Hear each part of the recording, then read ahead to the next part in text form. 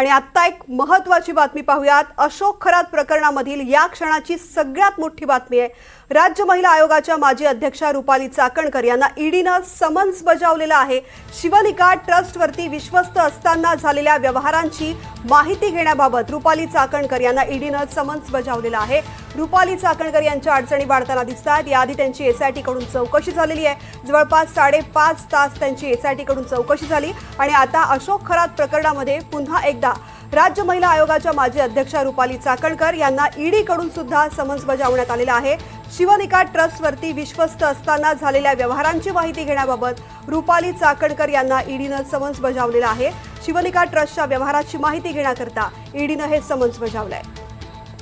अजिंक्य धायगुडे या सगळ्या संदर्भातली माहिती देत आहेत। अजिंक्य, अगदी बरोबर आहे। राज्य महिला आयोगाच्या माजी अध्यक्षा रुपाली चाकणकर यांच्या अडचणीत कुठेतरी आता वाढ होणार असल्याचं सध्या दिसून येते, कारण की भोंदूबाबा अशोक खरात प्रकरणात काही दिवसांपूर्वीच एसआयटी जी स्थापन करण्यात आलेली आहे, एसआयटीने जवळपास 5 ते 5.5 तास या रुपाली चाकणकर यांचा तपास केला होता आणि या पाठोपाठ आता ईडी कडून देखील रुपाली चाकणकर यांना समन्स बजावण्यात आलेला आहे। आणि शिवनिका जी संस्था आहे या ट्रस्टवर रुपाली चाकणकर विश्वस्त असताना मोठ्या प्रमाणात पैशाचे व्यवहार झालेले आहेत आणि या सगळ्या पैशाच्या झालेल्या व्यवहाराची तपासणी आता ईडी मार्फत करण्यात येणार आहे। आणि या सगळ्या तपासणीला रुपाली चाकणकर यांना या तपासणीबाबत आता ईडी कडून समन्स बजावण्यात आलेला आहे।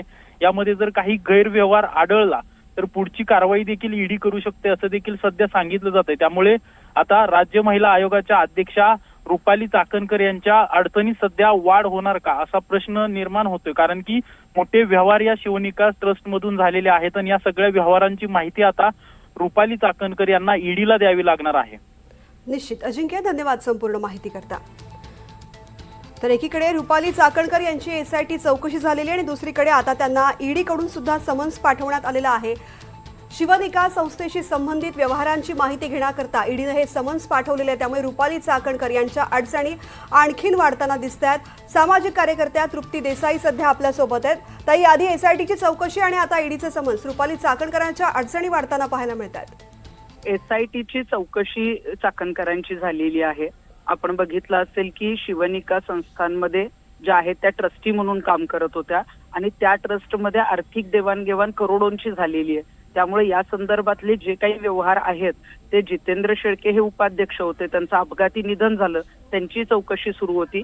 परंतु आता जितेंद्र शेळके नाहीत, परंतु रुपाली चाकणकरांना कुठले नेते तिथे येत होते, कुठले प्रशासकीय अधिकारी येत होते, त्याच्यामध्ये जे आहेत ती ब्लॅक अमाऊंट किंवा व्हाईट अशा पद्धतीनं कुणी काय त्याच्यामध्ये जे आहे ते खरातकडे व्यवहार केलेला आहे, आर्थिक देवाण कितीची झालेली आहे, याची सगळी जी माहिती आहे ती चाकणकर त्या ट्रस्टी असल्यामुळं, तसेच खरातांना त्या गुरु मानत होत्या, पप्पा म्हणत होत्या, त्यामुळे त्या एकदम जवळच्या होत्या आणि त्याची सगळी माहिती जी आहे ती त्यांना आहे। त्यामुळे ईडीचं समन्स जर आला असेल तर ईडीची चौकशी होईल आणि त्याच्यामध्ये जे काही त्यांचा जबाब होईल त्यानुसार मग त्याच्यामध्ये जशा एंट्री झाल्या असतील किंवा त्यांच्याकडून जी माहिती मिळेल त्यानुसार पुढे गुन्हा दाखल होऊ शकतो। ताई, खरं तर हे प्रकरण समोर आल्यानंतर सातत्यानं रुपाली चाकणकर यांचं नाव या प्रकरणात घेतलं जात होतं, मात्र त्यांनी आरोप फेटाळून लावलेले होते। आता एसआयटी चौकशीनंतर ईडीची चौकशी आणि यासोबतच त्यांच्या बहिणीची सुद्धा या प्रकरणामध्ये चौकशी झालेली होती। त्यामुळे या प्रकरणाचा तपास जरी आता सुरू असला तरी या प्रकरणामध्ये आता रुपाली चाकणकरांबरोबर त्यांच्या बहिणीची चौकशी होईल असं वाटतंय। रुपाली चाकणकरांबरोबर त्यांच्या बहिणीची चौकशी होईलच, कारण पतसंस्थेमध्ये आपण जर बघितलं असेल की अनेक बनावट खाती आणि बरेच देवाणघेवाण किंवा आर्थिक उलाढाल झालेली आहे। त्यामुळे त्या दोघींची चौकशी त्याच्यामध्ये होईल आणि खरं तर चौकशी फार उशिरा सुरू झालेली आहे। राजकीय पदावर असलेल्या ह्या व्यक्ती होत्या, त्यांनी राजीनामे जरी दिले असले तरी अनेक राजकीय नेत्यांची नावं जी आहे ती खरात बरोबर जोडली गेलेली होती। त्यामुळे अनेकांचे आर्थिक देवाणघेवाण किंवा अनेक गोष्टी समोर येणार होत्या। त्यामुळे राजकीय नेत्यांना या एसआयटी चौकशीतून, ईडी चौकशीतून थोडं बाजूला ठेवलेलं होतं। आता 1.5 महिन्यानंतर जे आहे ते आता चौकशीला बोलवलेलं आहे, पण मला असं वाटतंय की जी चौकशी होईल त्यातून आता अनेक गोष्टी समोर येण्याची शक्यता आहे। ताई, तुम्ही म्हणताय की उशीर झाला चौकशीला या प्रकरणामध्ये, उशीर नेमका का झाला, कोणत्या कारणामुळे झाला असं तुम्हाला वाटतंय? नाही, उशीर यासाठी झालेला आहे कारण राजकीय पदावर असणाऱ्या व्यक्ती रुपाली चाकणकर होत्या आणि रुपाली चाकणकर ज्या आहेत त्या एकट्याच खरातच्या बरोबर जे आहेत ते जवळचे संबंध नव्हते, तर दीपक केसरकरांचं नाव आलेलं होतं, एकनाथ शिंदे साहेबांचे अनेक कॉल डिटेल जे आहेत ते सापडलेले होते. आणि रुपाली चाकणकरांची जर त्यावेळेला चौकशी झाली असती तर त्याच वेळेला इतर नेत्यांची चौकशी करायला लागली असती आणि त्यामुळे राजकीय नेत्यांना वाचवण्याचा प्रयत्न SIT आणि ईडी कडून जो आहे तो आधी केला गेला. आणि आता प्रकरण शांत झाल्यानंतर आता मात्र त्यांनी ही चौकशी जी आहे ती नावाला सुरू केलेली आहे. निश्चित रुपाली ताईंची सध्या चौकशी सुरू झाली आहे, रुपाली चाकणकर यांची, आणि आता या प्रकरणामध्ये पुढे काय होतं हे पाहणं महत्त्वाचं असेल. ताई, धन्यवाद खूप खूप या प्रतिक्रियेसाठी. तर ही आत्ताची महत्त्वाची बातमी आपण पाहतोय. रुपाली चाकणकर यांना आता ईडीनं समन्स बजावलेलं आहे.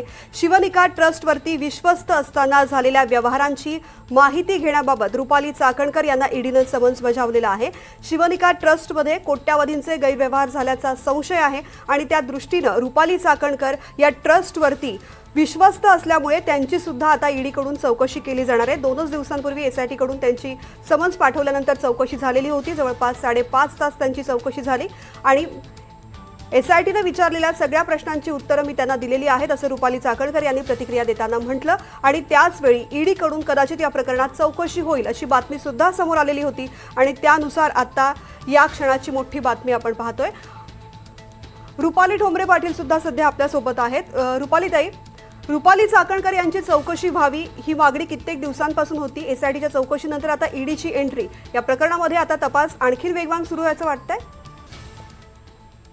एकतर SITचा जो संत तपास होता त्याच्यामध्ये ठीक आहे, कायदेशीर प्रक्रिया आहे, तपासासाठी तेवढा वेळ लागतो हे आम्हाला माहिती आहे. त्याच्यामुळे आम्ही प्रत्येक वेळेला पहिल्यापासून सांगत आलोय की या बोंधू बाबाच्या प्रकरणामध्ये, महिला अत्याचाराच्या प्रकरणामध्ये चाकणकर स्वतः इन्व्हॉल्व आहेत. संगत मताने हा जो काही गुन्हेगारी प्रकार घडलेला आहे, महिलांचं शोषण झालेलं आहे किंवा चाकणकरांचं त्या बोंधू बाबाला वाचवण्यासाठी पोलिसांवर आणलेलं प्रेशर, हा एक. दुसरं, त्याच्या शिवनिका जी काही ट्रस्ट होती त्याच्यावर त्या ट्रस्टी आहेत. रुपाली चाकणकर नाही, ट्रस्टीवर जे लोक आहेत ते सर्वजण आरोपी होतात. आणि त्याच्यामुळे ठीक आहे, रुपाली चाकणकरला लेट बोलवलं किंवा ती प्रोसिजर जरी संथ केली असेल, आम्ही SITच्या प्रमुखांना सुद्धा सांगितलं होतं, जर तुम्ही याच्यात कायदा हा सर्वसामान्यांसाठी आहे आणि गोरगरीब श्रीमंत कुणी असू द्या, सगळ्यांना कायदा हा सारखाच आहे.